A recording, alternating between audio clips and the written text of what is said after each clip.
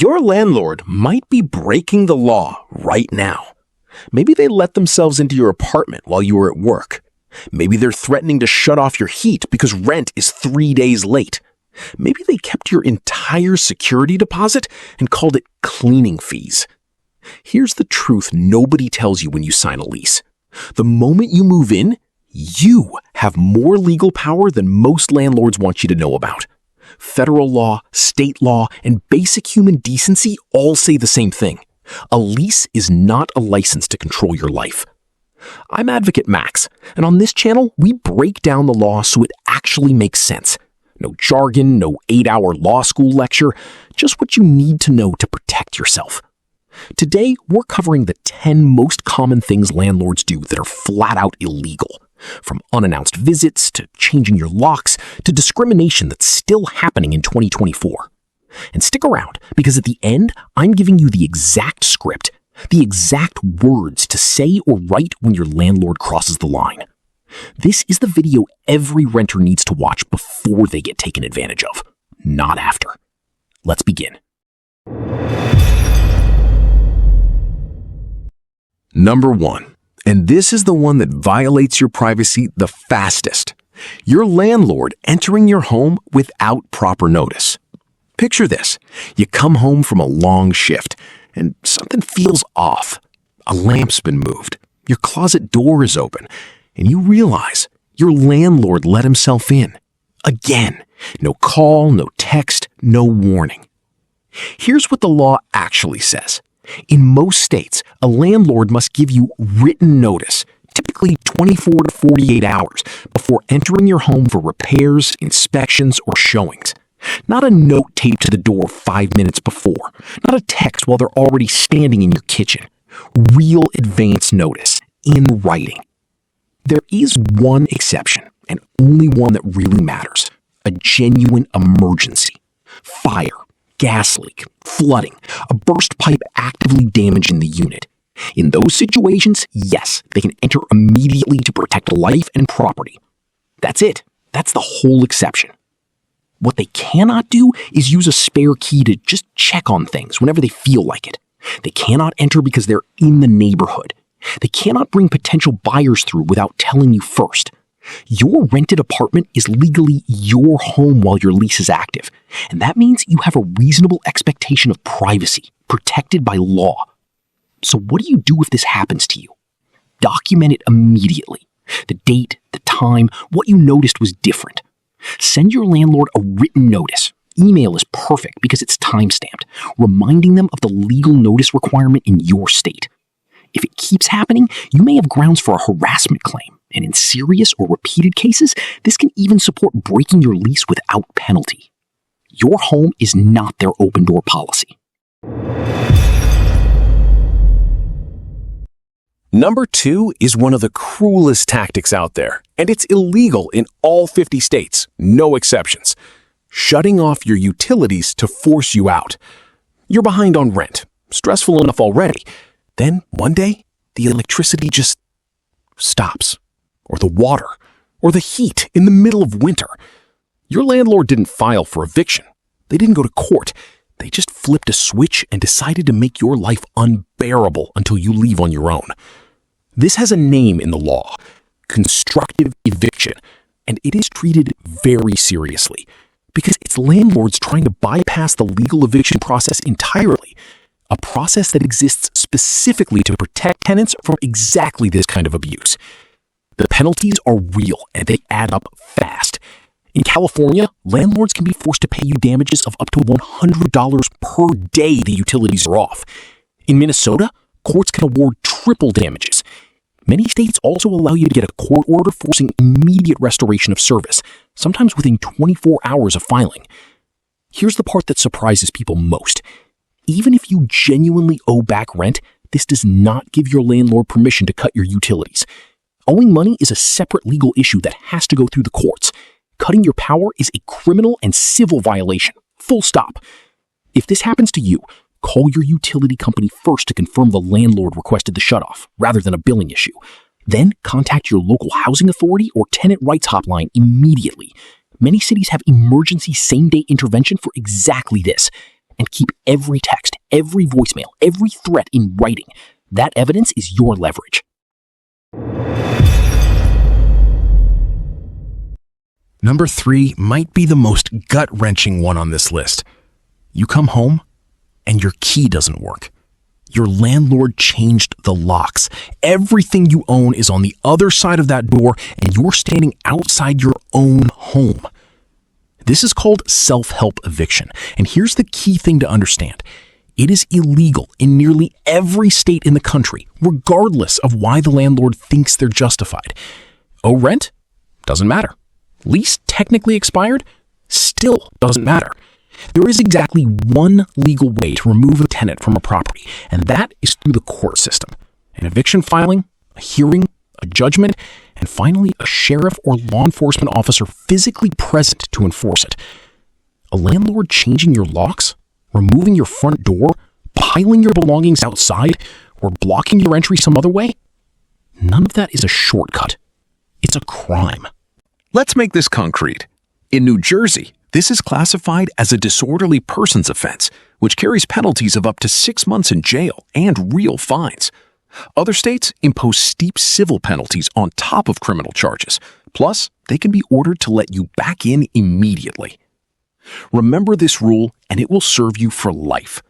Only a sheriff or an equivalent court officer holding an actual eviction order can legally remove you from your home. Not a landlord, not a property manager, not a maintenance guy with a drill. If you're locked out right now, call the police non-emergency line and explain you've been illegally locked out. Many departments will respond and can require the landlord to let you back in on the spot. Then get to your local tenant rights organization immediately, because you may be entitled to damages, temporary housing costs, and more.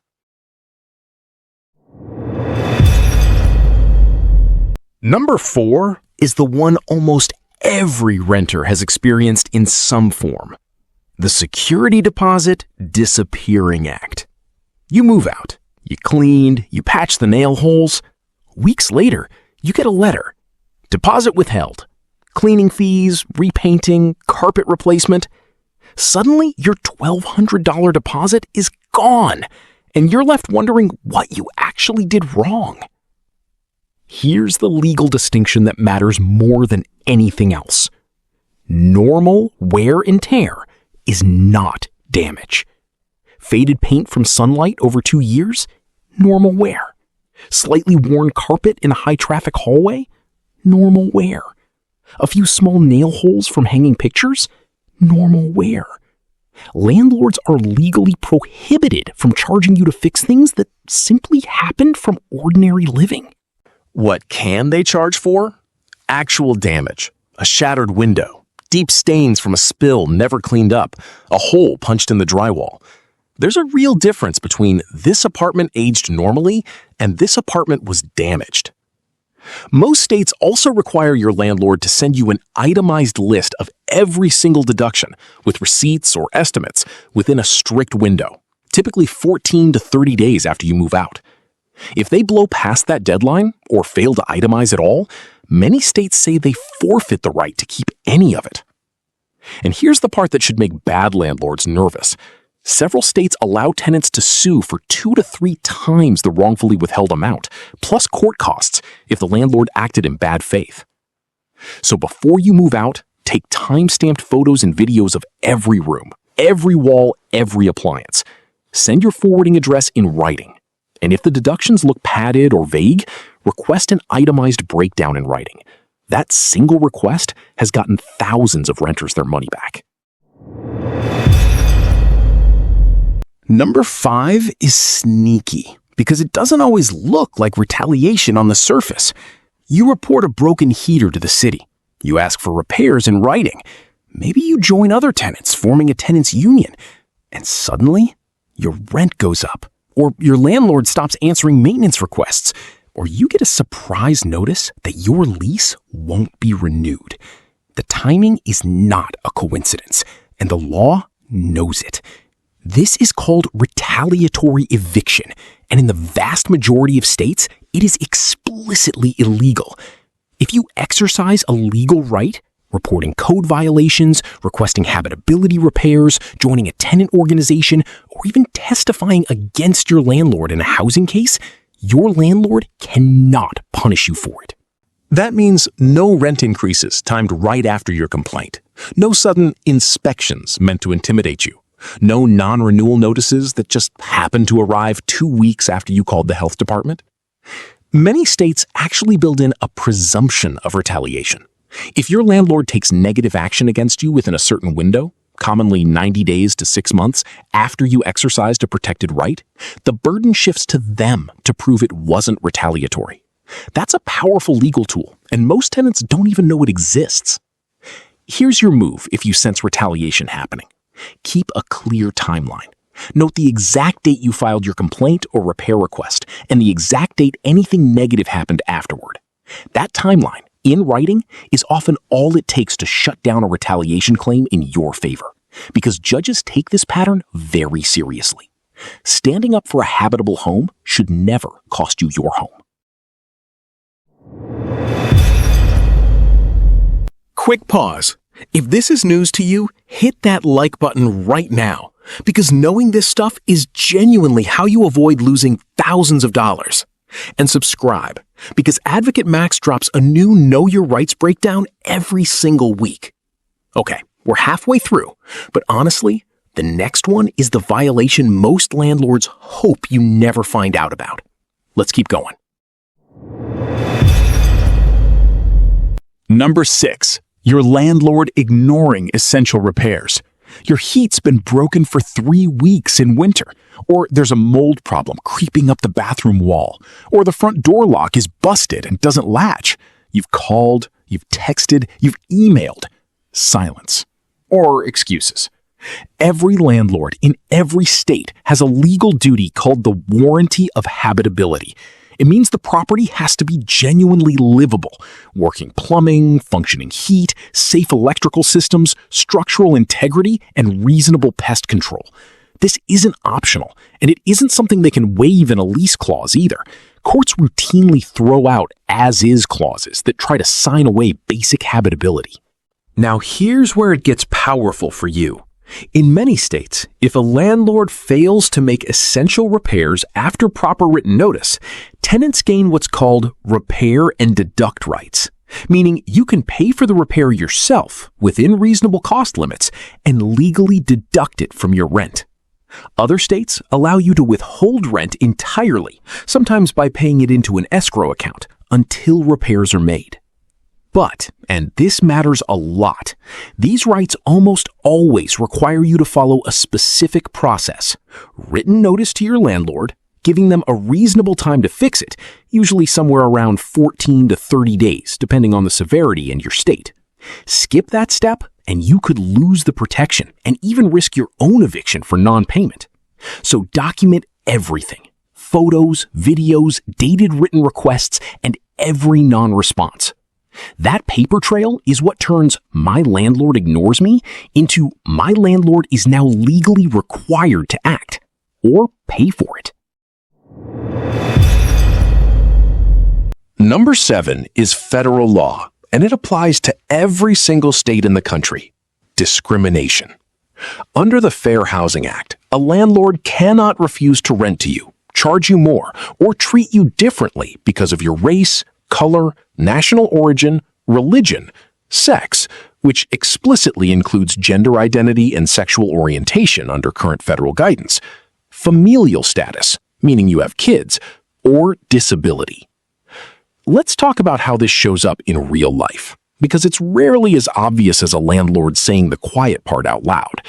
It's the apartment that was suddenly no longer available the moment they found out you have children. It's the landlord who requires a bigger deposit from applicants with accents.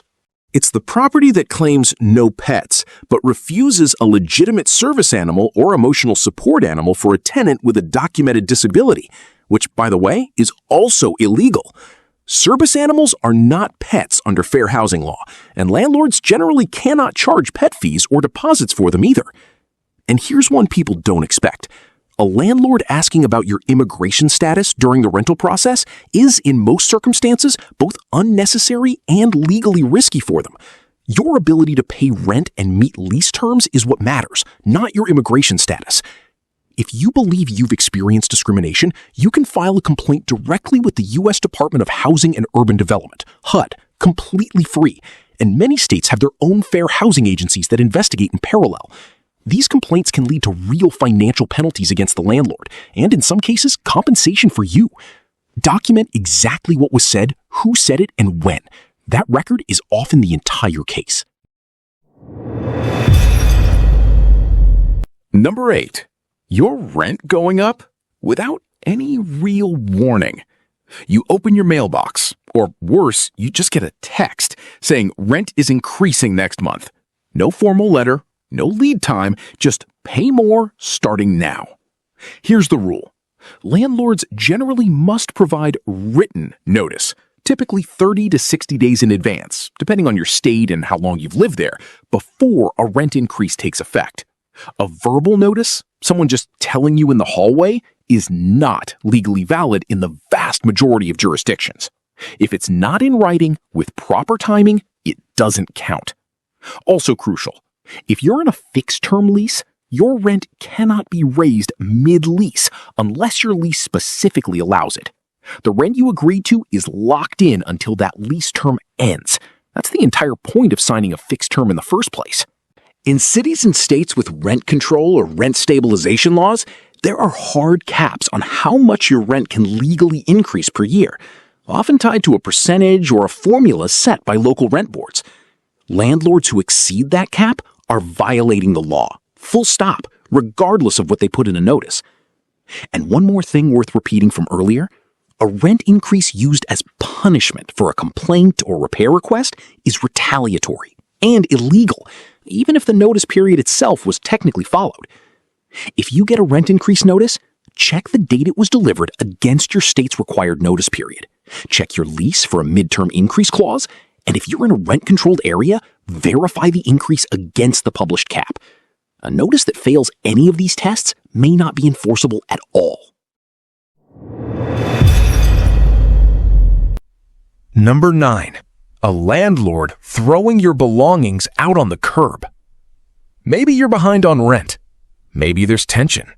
But your landlord deciding to just remove your stuff, bag it up, box it, dump it outside, without a court order, is illegal, even if you legitimately owe money. Just like changing the locks, this is another form of self-help eviction. And the law requires the same formal process.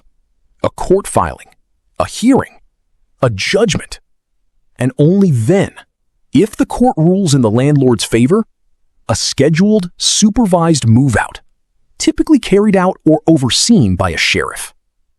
Here's a detail most people don't know.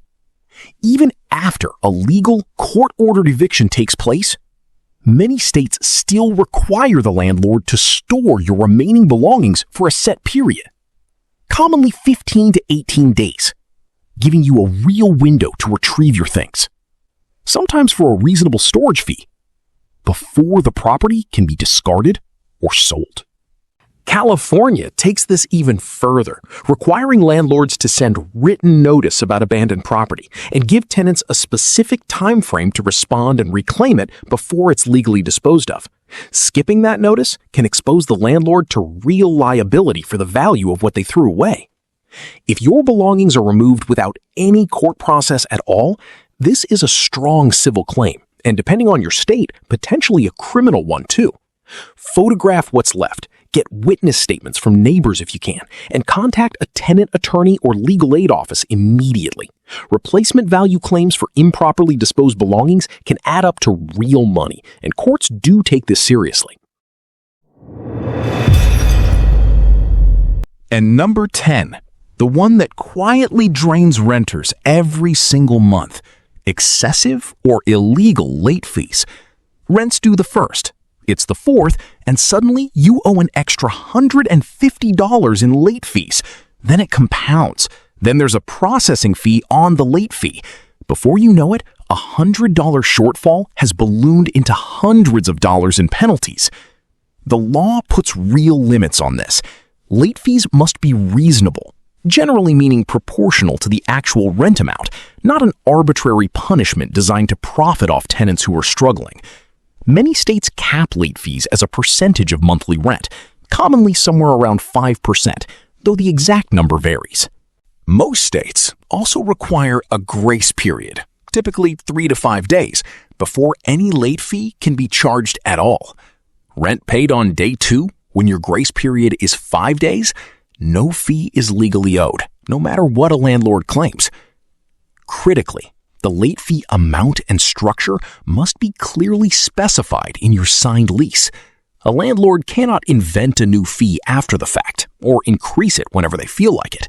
And compounding fees, a fee on top of a fee on top of a fee for the same missed payment, are illegal in most states. One violation, one fee, not an ever-growing snowball. If you are being charged fees that feel excessive, pull out your lease and check the exact language against your state's grace period and fee cap rules. If the math doesn't match what's legally allowed, you can and should push back in writing, and you may be entitled to a refund of any amount charged above the legal limit. So now you know the 10 things your landlord is not allowed to do. But knowing your rights only matters if you actually use them. So here's your bonus: the exact words to say or write the moment your landlord crosses a line. Write this down, or better yet, screenshot this part. Here's the magic script. I'm writing to formally notify you that describe the specific action, entering without notice, shutting off utilities, changing locks, etc. on date is a violation of your state's landlord-tenant law. I am requesting that this stop immediately and that the specific remedy, access be restored, utilities be turned back on, etc., occur within reasonable time frame, e.g. 24-48 hours. Please confirm in writing. I am keeping a full record of this matter, including dates, communications, and any resulting damages, and I will pursue all legal remedies available to me if this is not resolved. Send it by email or certified mail, something that creates a timestamp and a paper trail. Calm, factual, direct, never threatening, never emotional. That tone alone gets results because it tells your landlord you know exactly what you're doing. Here's the truth. Most landlords who cross these lines are counting on you not knowing your rights. The moment you show up informed, calm, and in writing, the power in that relationship shifts immediately. If this video helped you, hit like, subscribe for weekly rights breakdowns, and drop a comment telling me which one of these 10 surprised you the most. I read every single one. Next week, we're covering the flip side. 5 things tenants often get wrong that can actually cost them their security deposit or their case. You don't want to miss that one. I'm Advocate Max. Remember, your rights, your power. See you next time.